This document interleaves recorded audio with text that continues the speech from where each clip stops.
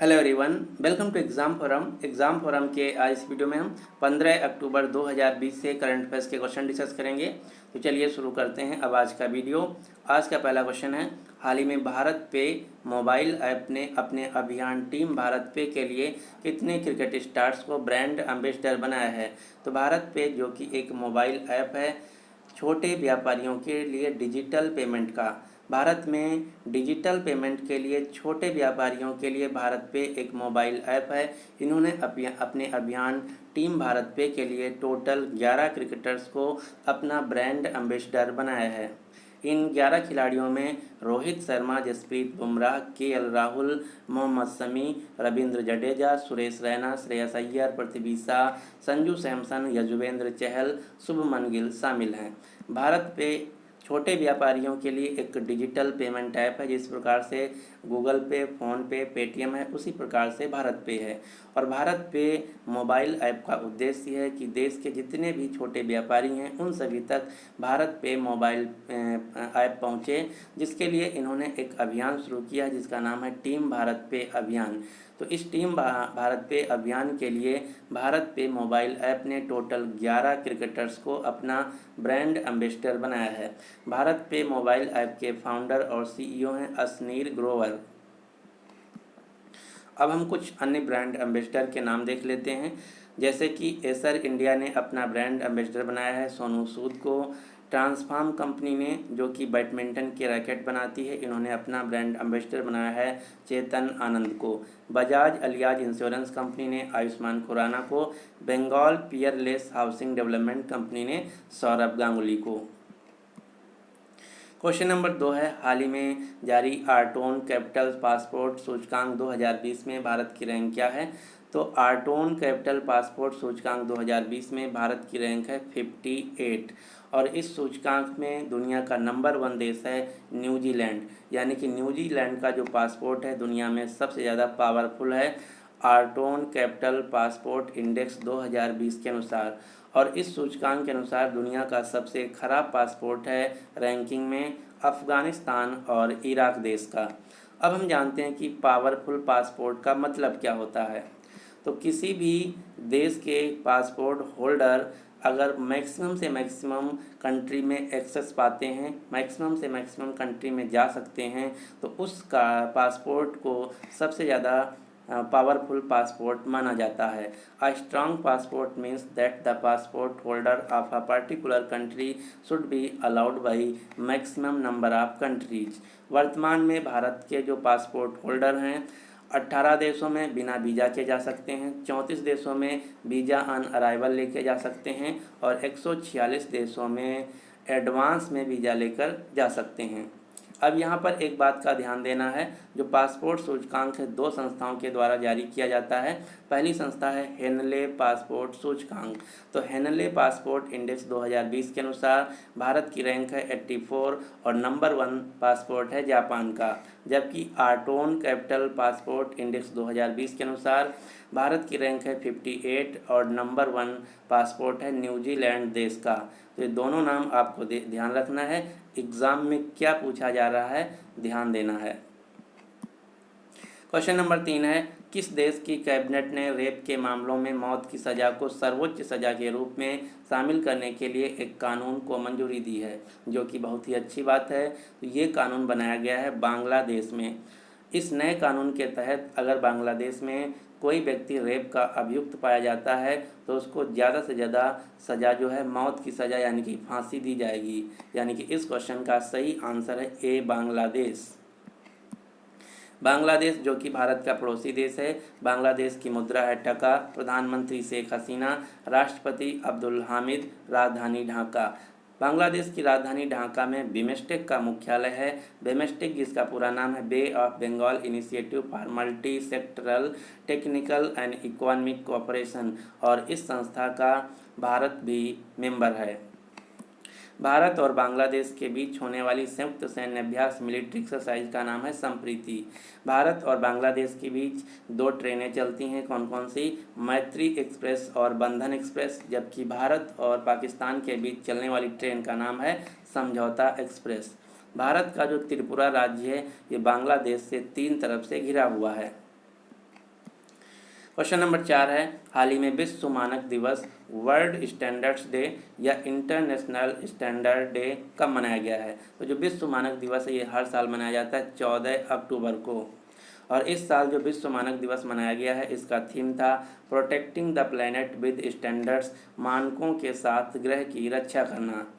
दुनिया में जो स्टैंडर्ड्स फॉलो किए जाते हैं उनको मेंटेन करने के लिए एक संस्था भी है जिसका नाम है ISO, international organisation for standardisation, जिसका मुख्यालय है जिनेवा के स्विट्जरलैंड के जिनेवा शहर में। ISO की स्थापना की गई थी 1947 में। वर्तमान में इस संस्था के हेड हैं एडी नजोरोगे। अब हम देख लेते हैं अक्टूबर महीने के सारे दिवस। 1 अक्टूबर को वृद्ध व्यक्तियों का अंतर्राष्ट्रीय दिवस, 2 अक्टूबर को अंतर्राष्ट्रीय अहिंसा दिवस, 5 अक्टूबर को विश्व शिक्षक दिवस, 7 अक्टूबर को विश्व कपास दिवस, 8 अक्टूबर को भारतीय वायुसेना दिवस, 9 अक्टूबर को विश्व डाक दिवस और 10 अक्टूबर को राष्ट्रीय डाक दिवस।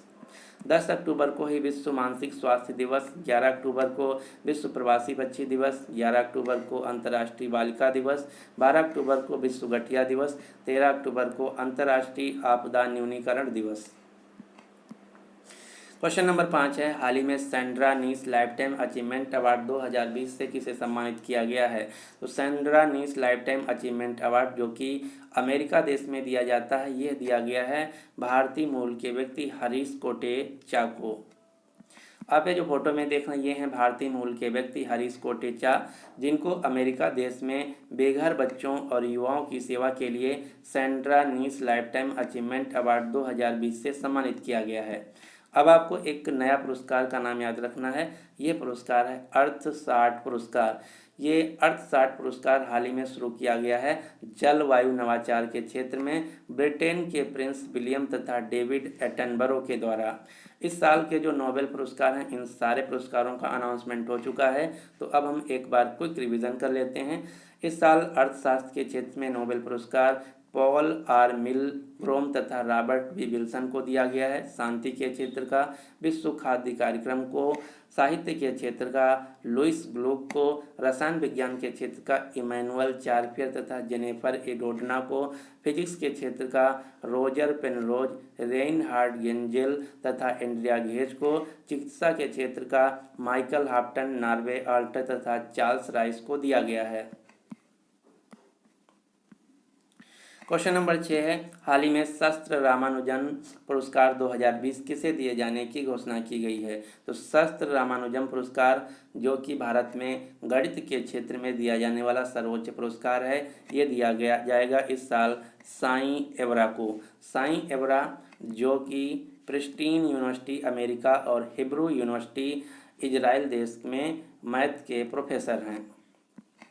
जो शास्त्र रामानुजम पुरस्कार है ये शास्त्र यूनिवर्सिटी के द्वारा, जो कि तमिलनाडु के कुंभनकोणम में है, इसके द्वारा दिया जाता है हर साल 22 दिसंबर को, जो कि भारत के महान गणितज्ञ रामानुजम जी का बर्थ एनिवर्सरी होता है। तो इस साल का जो शास्त्र रामानुजम पुरस्कार है ये दिया जाएगा साई एवरा को। क्वेश्चन नंबर 7 है, हाल ही में एक्सिस बैंक ने किस कंपनी के साथ मिलकर एस क्रेडिट कार्ड को लॉन्च किया है? तो ये लॉन्च किया गया है गूगल पे के साथ। गूगल पे जो कि गूगल कंपनी का एक सहायक कंपनी है, एक डिजिटल पेमेंट ऐप है। एक्सिस बैंक जो कि भारत की दूसरी सबसे बड़ी बैंक है प्राइवेट सेक्टर की। एक्सिस बैंक का मुख्यालय है मुंबई महाराष्ट्र। CEO हैं अमिताभ चौधरी। इसके अलावा एक क्वेश्चन और आपको याद रखना है, अमेजन पे ने भारत में डिजिटल पेमेंट को बढ़ावा देने के लिए उबर कैब के साथ साझेदारी किया है। उबर कैब जो कि टैक्सी राइडिंग कंपनी है जिसके CEO हैं दारा खुसरो शाही, मुख्यालय है अमेरिका के कैलिफोर्निया शहर में। क्वेश्चन नंबर 8 है, हाल ही में किस राज्य ने Sujal drink from tap mission, शुद्ध पेयजल के लिए नल मिशन शुरू किया है? तो हाल ही में उड़ीसा राज्य ने शुद्ध पेयजल के लिए Sujal drink from tap mission शुरू किया है। हाल ही में गोवा राज्य भारत का पहला राज्य बन गया है 100% घरों तक पाइपलाइन के माध्यम से पेयजल आपूर्ति करने वाला। भारत सरकार के द्वारा एक योजना शुरू की गई जिसका नाम है हर घर जल योजना, जिसका उद्देश्य है 2024 तक भारत के सभी घरों तक शुद्ध पेयजल पाइपलाइन के माध्यम से पहुंचाया जाए। उड़ीसा राज्य की राजधानी है भुवनेश्वर। राज्यपाल हैं गणेशी लाल। मुख्यमंत्री हैं नवीन पटनायक। नवीन पटनायक को इस साल पेटा इंडिया के द्वारा हीरो टू एनिमल्स अवार्ड 2020 से सम्मानित किया गया है। उड़ीसा भाषा में दिया जाने वाला प्रसिद्ध साहित्य का पुरस्कार है सरला पुरस्कार, जो कि हाल ही में दिया गया है नित्यानंद नायक को। उड़ीसा राज्य से आपको 2 मंदिर के नाम याद रखना है। पहला है कोणार्क का सूर्य मंदिर। कोणार्क का सूर्य मंदिर जो कि 13वीं शताब्दी में गंग वंश के राजा नरसिंह देव प्रथम के द्वारा बनवाया गया था और इसकी भव्यता और महानता के लिए यूनेस्को के द्वारा विश्व धरोहर स्थल का दर्जा प्राप्त है। दूसरा मंदिर है जगन्नाथपुरी का मंदिर। जगन्नाथ का मंदिर जो कि उड़ीसा के पुरी में स्थित है, यह भगवान श्री कृष्ण का मंदिर है और भारत में जो 4 धाम हैं उनमें से एक धाम है जगन्नाथपुरी। उड़ीसा राज्य में ही चिल्का झील है जो कि खारे पानी की झील है। चिल्का झील जो कि भारत की सबसे बड़ी एवं विश्व की दूसरी सबसे बड़ी समुद्री झील है। उड़ीसा राज्य के संबलपुर जिला में हीराकुंड बांध है जो कि महानदी पर बांध है। हीराकुंड बांध जो कि भारत और विश्व का सबसे लंबा मिट्टी का बांध है।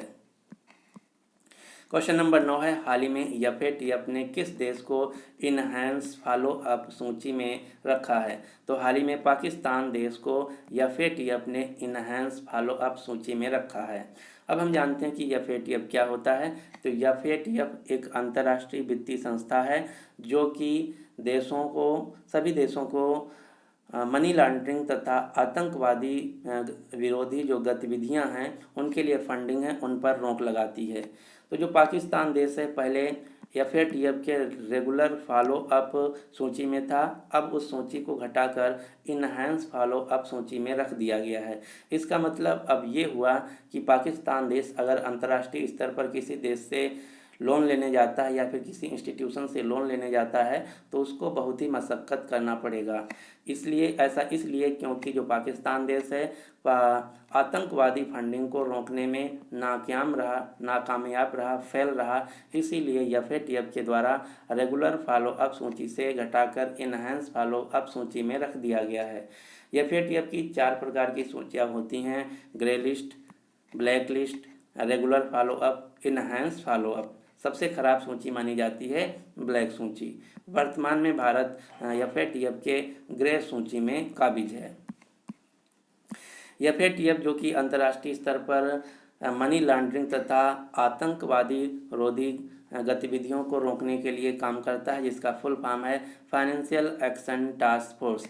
एफएटीएफ का मुख्यालय फ्रांस की राजधानी पेरिस में और फ्रांस की राजधानी पेरिस में 2 अन्य संस्थाओं का मुख्यालय है। कौन कौन सी? OECD organisation for economic cooperation and development, दूसरी संस्था है IEA इंटरनेशनल एनर्जी एजेंसी। इन दोनों संस्थाओं का मुख्यालय है फ्रांस की राजधानी पेरिस में और फ्रांस की राजधानी पेरिस में ही 2024 के समर ओलंपिक खेल खेले जाएंगे, जबकि इससे पहले 2021 में जापान की राजधानी टोक्यो में समर ओलंपिक खेल आयोजित किए जाएंगे। पाकिस्तान देश के प्रधानमंत्री हैं इमरान खान, राष्ट्रपति आरिफ अलवी, राजधानी इस्लामाबाद। पाकिस्तान देश की करेंसी का नाम है पाकिस्तानी रुपया। हाल ही में प्रधानमंत्री मोदी ने निम्नलिखित में से किस व्यक्ति की आत्मकथा जिसका नाम है देह बिचवा करणी जारी किया है? तो देह बिचवा करणी जो कि बाला साहेब विखे पाटिल की आत्मकथा है, इसको प्रधानमंत्री मोदी जी के द्वारा जारी किया गया है। बाला साहब विखे पाटिल जो कि भारत के एक पूर्व केंद्रीय मंत्री तथा पॉलिटिशियन हैं, इन्हीं की आत्मकथा का नाम है देह बिचवा करणी, जिसका नाम मतलब होता है मराठी भाषा में जीवन किसी नेक काम के लिए समर्पित करना। तो इनकी जो आत्मकथा है देह बिचवा करणी, इसको जारी किया गया प्रधानमंत्री मोदी जी के द्वारा और डॉक्टर बाला साहेब विखे पाटिल का 2016 में 84 साल की उम्र में निधन हो गया था। तो ये थे आज के करंट अफेयर्स के क्वेश्चन। अब हम देख लेते हैं कल के क्वेश्चन का आंसर। कल का क्वेश्चन था सरकारी स्कूलों को पूर्णतया डिजिटल बनाने वाला भारत का पहला राज्य कौन बना है? तो इसका सही आंसर था केरल। अब आज का क्वेश्चन आपके लिए क्वेश्चन क्या है कि हाल ही में गोवा सरकार ने किसानों को PM सम्मान किसान निधि योजना के तहत जोड़ने के लिए किस संस्था के साथ साझेदारी की है। तो इस क्वेश्चन का जो सही आंसर है आपको नीचे कमेंट बॉक्स में देना होगा। अगर आपको वीडियो पसंद आता है तो प्लीज़ इस वीडियो को लाइक कीजिए तथा अपने सभी दोस्तों के साथ इस वीडियो को शेयर कीजिए। So finally thanks for watching exam forum.